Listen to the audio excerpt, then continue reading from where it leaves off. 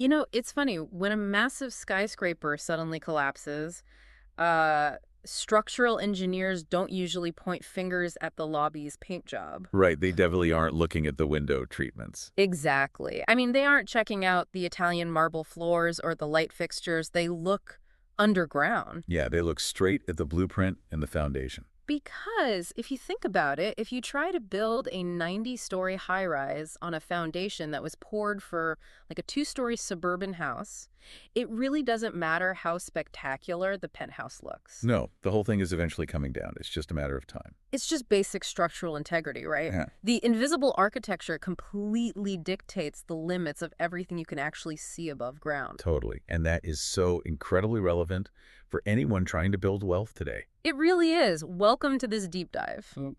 Because when it comes to our personal finances, I feel like we spend almost all of our time agonizing over the paint job. Oh, 100%. We obsess over, which S&P 500 index fund to buy, or whether we should pivot from Nvidia and tech stocks into real estate, or how to perfectly optimize our 401k matching. We get so caught up in the tactics. Right. And yet so many of us completely ignore our own foundational blueprint. So today, we're looking at a massive stack of behavioral economics research, psychological case studies, and specifically, we're unpacking T. Harv Eker's book, Secrets of the Millionaire Mind. Which is a classic for a reason. It really is.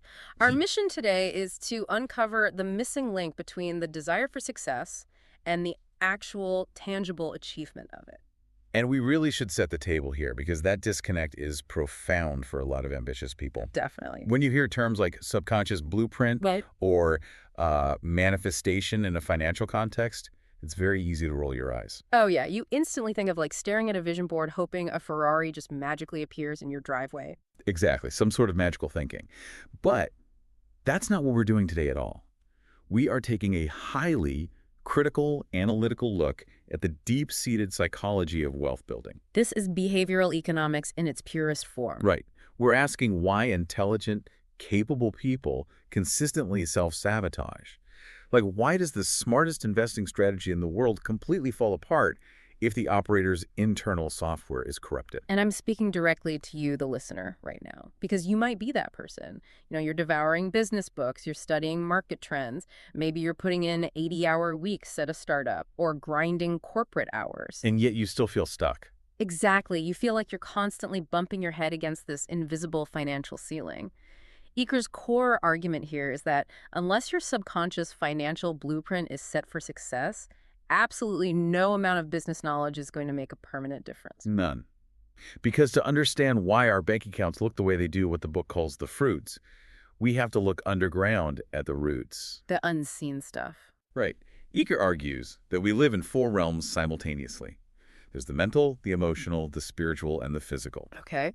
And the fascinating part, which is where most people get totally tripped up, is that the physical world, so your actual bank balance, your real estate portfolio, your business revenue, that is merely a printout of the other three. So the physical world is just a lagging indicator. Exactly. It's the result, not the cause. The book uses this great formula to explain how this actually plays out in our reality. It goes, P leads to T, which leads to F, which leads to A, which equals R. Right. The manifestation formula. Yeah. So programming leads to thoughts, thoughts lead to feelings, feelings lead to actions, and actions lead to results. And that equation is exactly where so many highly educated professionals get completely trapped. How so? Well, they get stuck trying to change the physical realm. Oh. They look at their life and think, my results are bad, my portfolio's down, so I'm just going to change my actions. The classic hustle culture trap. Exactly. I'll grind harder, I'll switch from tech stocks to crypto, I'll chase some aggressive new growth strategy. They are furiously trying to alter the A in that equation without ever addressing the P. The original programming. Right, the initial programming that generated their thoughts and feelings in the first place. It makes me think of the printer analogy Eker uses, which I think is just brilliant for illustrating the frustration of that mentality. Oh, the typo analogy. Yeah. So imagine you're typing a document on your laptop. You hit print, the paper comes out, and you spot a glaring typo. So you grab an eraser and you furiously rub out the typo on the physical piece of paper. He fixed it, right? Right. So you hit print again, and out comes a new piece of paper with the exact same typo. Because you tried to fix the physical printout instead of the digital program. Yes. You're trying to solve a software problem with a hardware solution. Yeah. You can't fix the paper. You literally have to go into the invisible software, into the text document itself, and change the underlying code. Otherwise, you're just going to keep printing errors forever, just, in different fonts. Exactly.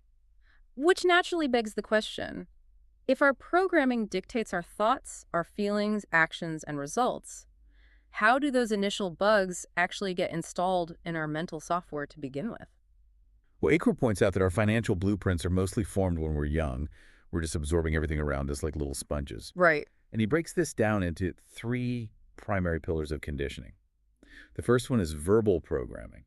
So literally what we heard growing up. Exactly. Things like money doesn't grow on trees, or rich people are greedy, or we can't afford that. Save your pennies for a rainy day. Right. And those phrases, they don't just magically disappear when you turn 18. They lodge themselves deep down in your subconscious, and they become the rigid rules by which your adult brain evaluates risk, opportunity, and self-worth. But it's not just what our parents or society told us that messes us up, is it? It's what we watch them actually do. Oh, absolutely. Which brings us to the second pillar, modeling. The classic monkey see, monkey do. Exactly. What did you see the adults in your life do with money? Were they spenders or were they savers? Did they invest confidently or did they hide cash under a mattress? Yeah, was money a source of joy and freedom, or was it a constant trigger for bitter arguments at the dinner table? Right. As Eker points out, the apple usually doesn't fall far from the tree because our brains are hardwired to survive by mimicking our tribe. If your tribe stressed over money, your nervous system learned that money equals stress. Wow. But sometimes it's not even a slow drip of daily habits, right? Yeah. Sometimes it's a single, highly charged event. Yeah, that's the third pillar Eker identifies, specific incidents. Right. These are the emotional experiences around money that created massive, lasting illusions for us. There's a story in the sources that perfectly illustrates this. Eker actually talks about his own dad. Every day after work, his dad would sit at the dinner table, open the newspaper to the stock pages, slam his fist on the table, and curse those stinking stocks. Oh yeah, he would rant about how Wall Street is a rigged game. Exactly. He'd claim you'd have a better chance of making money playing the slot machines in Vegas. What's really fascinating there is the long-term cognitive impact of that daily ritual. It wasn't just an opinion his dad had. It was an emotional reality being violently installed into Eker's developing brain. And he admits that for years as an adult, he would consciously try to invest in the market. He was studying trends, analyzing companies, but he unconsciously kept picking losing stocks. He'd buy high and sell low almost every time. Why? Because his subconscious blueprint needed to validate what he learned as a kid. His internal software was literally programmed to believe stocks stink, so he had to lose money to prove his internal reality was correct. Which is wild. Right. If he made money in the market, it would create massive cognitive dissonance with his childhood programming. That is just a textbook case of self-sabotage driven by a blend of modeling and specific incidents. But the behavioral economics go even deeper when you look at how powerfully these specific incidents dictate our income ceilings. Okay, tell me more about that. So, Aker shares a case study of a seminar participant named Steven. This guy was earning $800,000 a year. Wait, 800 grand? Like almost $1 million a year? Nearly $1 million Yeah. annually, yeah. And he did it for 9 straight years. But his net worth was exactly zero. Okay, that sounds mathematically impossible unless you are actively trying to destroy your wealth. I mean, how do you even do that? He essentially was trying to destroy it. He would make the money and then immediately lend it out to bad business partners, spend it on depreciating assets, or just make terrible, unvetted investment decisions. Wow. And when Aker dug into Stephen's background, he found out that Stephen's mother had verbally conditioned him with a very specific emotionally charged phrase. She told him, "Rich people are greedy. They make their money off of the sweat of the poor. You should have just enough to get by. After that, you're a pig." Okay, I have to push back here a little bit. Sure, go ahead. Is this just a convenient excuse? I mean, are we giving people a psychological free pass to blame their parents for their own terrible investments? It sounds like an excuse, I know. Right, like is there a genuine physiological mechanism at play here? Or was Steven just objectively bad at managing his cash flow? No, it's a highly documented psychological mechanism. Yeah. Eker highlights a cardinal rule of human neuroscience here. When the subconscious must choose between deeply rooted emotions, like the primal desire for a mother's approval, And logic, like the math behind saving money or building wealth, emotions will win every single time. So the logical prefrontal cortex doesn't even stand a chance against the emotional limbic system. None at all. The amygdala, which processes fear and emotion, works so much faster than the logical parts of our brain. Stephen's mind linked being rich with being greedy, which meant being a bad person. And he loved his mom. Exactly. Yeah. He definitely didn't want to lose her approval, so subconsciously his nervous system literally could not allow him to be rich. Holding on to that money felt like a survival threat. He had to get rid of the cash to avoid being a pig in his mother's eyes. Yes. That's wild. But Stephen actually found a brilliant practical workaround for this, didn't he? He didn't just sit there and blame his mom forever. No, he hacked his own psychological roadblock. He knew his mom loved Hawaii, so he took some of that massive income and bought her a gorgeous beachfront condo in Maui. Oh, that's smart. Yeah, he sent her there for 6 months out of the year. And suddenly, she viewed his wealth as incredibly generous rather than greedy. She was bragging to all her friends about her rich, wonderful son. So by doing that, he kept his wealth, he kept her approval, and he completely rewired that toxic emotional link in his own brain. He completely decoupled wealth from greed. He went into the text document and changed the software. Which brings us to what I think is the most powerful and arguably the most confronting metaphor in this entire deep dive, the financial thermostat. Oh, this is a huge concept. Once this childhood conditioning sets your baseline, it creates a rigid internal control system. And if we pull back and look at the broader U.S. economy, this concept explains so much of this seemingly irrational consumer behavior we see every day. Definitely. Your financial blueprint operates exactly like a room thermostat. Let's say yours is set to 72 degrees. If a window opens and a blast of cold air blows in representing a sudden financial loss, a layoff, or a market crash, what happens? The thermostat recognizes the drop and the heater fires up. Right.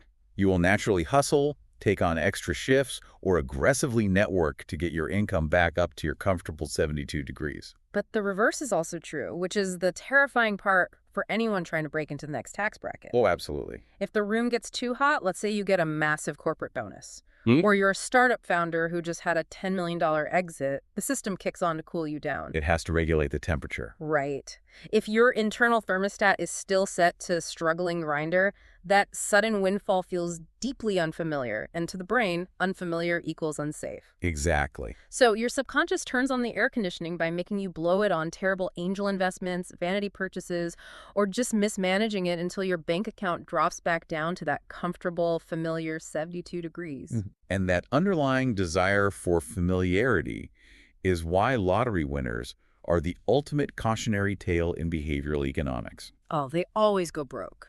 Right. Research constantly shows that regardless of whether they win 1 million or 100 million, the vast majority of lottery winners return to their original financial state within a few years. It's crazy. They simply lack the internal capacity, a large enough thermostat to hold on to that kind of wealth. The pressure of it literally shorts out their nervous system. Contrast that with self-made billionaires. The text uses Donald Trump as an example, and, regardless of anyone's political views, the business reality of his earlier career illustrates this perfectly. Yeah, the 90s era. Right. He lost billions of dollars in the early 90s, was completely wiped out, and then got it all back relatively quickly. Eker points out that if his net worth dropped to a mere $1 million, he would feel entirely broke. Because his internal temperature is set to billions. Exactly. His heater immediately kicked on to rebuild that massive wealth. His baseline was just radically different than the average person's. We see that across the business world. You can look at iconic investors like Warren Buffett or Charlie Munger, or founders who faced catastrophic losses but bounced back almost immediately. Right. Their identity wasn't tied to the loss. Their thermostat was set to high achievement. But I'm going to play devil's advocate again here. Bring it on. The book claims that if a regular corporate salesperson's thermostat is set to $50,000 and they have an amazing quarter and suddenly make a $90,000 commission, they will unconsciously sabotage the rest of their year just to return to their baseline. Yeah. Isn't that a little fatalistic? Are we really just doomed by whatever temperature our thermostat is currently set to? Well, it sounds fatalistic, but it's an observable pattern. Eker calls it the Midas touch versus the kiss of death. Oh, okay. Look at Silicon Valley or Wall Street. We all know someone who seems to have the kiss of death. Eker mentions an acquaintance named Larry. Everything Larry buys drops like a rock. Yeah, Eker's literally uses Larry as a reverse indicator whatever Larry invests in. Eker shorts or goes the other way. Larry's thermostat is simply set to low. And the Midas touch. On the flip side, people with the Midas touch just have a financial blueprint set for high success. So it's only fatalistic if you believe the thermostat can't be adjusted. But Eker's absolute rule is this: your income can grow only to the extent that you do. Wow. Okay, so what does this actually mean for you, the listener, who might be realizing right now that your thermostat is stuck at a lower temperature than you want? Right. Recognizing it is step one. Exactly. Recognizing the problem is only half the battle. How do we actually pry open the machine, rewrite the code, and reset the temperature so we can reach our full potential? Eker outlines 4 specific elements of change to rewire your blueprint. If you're looking for practical, actionable steps to apply today, this is the core methodology. Okay, what's the first phase? The first phase is awareness. You can't change something if you don't even know it exists in your operating system. And this isn't just a mental exercise. It requires a physical audit. Like writing it down. Yes, you have to literally sit down with a journal and write out the exact phrases you heard about money growing up, the models you witnessed, and the specific incidents that shaped your fear or greed. You have to get it out of the subconscious shadows and onto physical paper where you can objectively look at it. Exactly. The next phase is understanding. This is the forensics part. Forensics. Yeah, you need to look at those phrases on the paper and trace how they've directly impacted your financial life up to this point. Oh, I see. Like, how did your parents' constant arguments about credit card debt shape your intense fear of leveraging debt to buy real estate today? You have to connect the historical cause to the modern effect. Which leads right into the third element, disassociation. And this is where the cognitive behavioral psychology really shines, I think. Oh, it's huge. This is the realization that this programming isn't actually you, it's just a file that was downloaded into your hardware when you were a kid. That separation is crucial. In psychology, this is known as cognitive diffusion. You learn to observe the thought without identifying as the thought. Right. When your brain screams, investing is too risky, you'll lose everything, you can recognize that as your dad's voice from 1995, not an objective truth about the S&P 500 today. You can observe the fear response without letting it control your Robinhood account. Which brings us to the fourth and definitely the most controversial element in the book, declaration. Here we go. Yeah, this is the physical act of stating a new intention out loud. Now let's unpack this because I'll fully admit when I read this part, my immediate reaction was, this is incredibly cheesy. A lot of people feel that way. Standing in front of a mirror, putting your hand on your heart and talking to yourself. For a serious professional, it feels very hokey. But I have to give Eker credit. He addresses this resistance head on. He literally says, I'd rather be really hokey and really rich than really cool and really broke.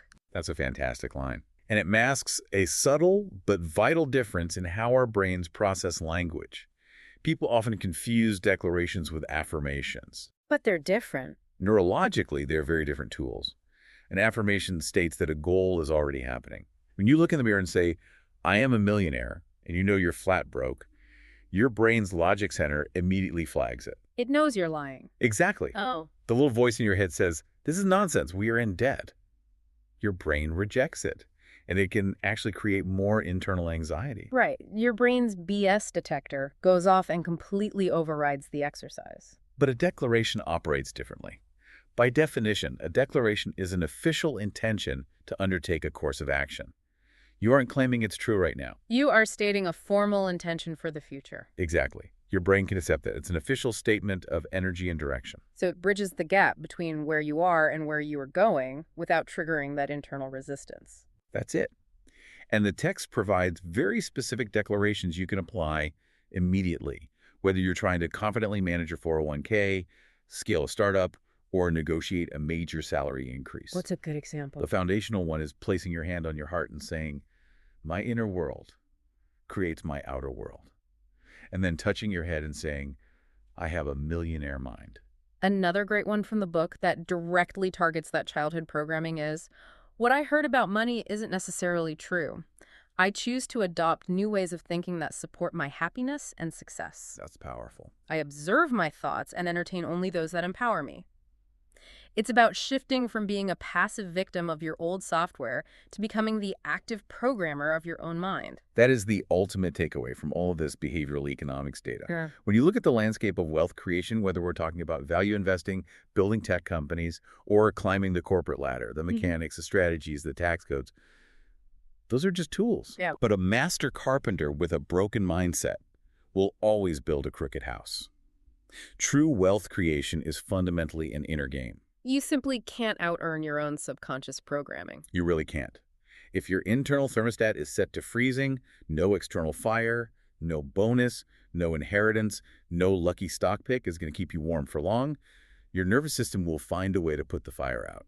So to bring this all back to where we started with that skyscraper, if your financial life feels like a high-rise that keeps stalling out on the third floor, no matter how many books you read or courses you take, maybe it's time to stop looking at the steel and the glass. Definitely. It's time to dig into the foundation, stop trying to erase the typo on the physical printout, and go rewrite the software. It requires deep, sometimes uncomfortable self-reflection, which is frankly much harder than just opening another brokerage account or reading another market analysis. Oh, for sure. But if you want to break through that invisible ceiling, it's the only way to make a permanent change. Which brings us to a final deep question for you to mull over on your own today.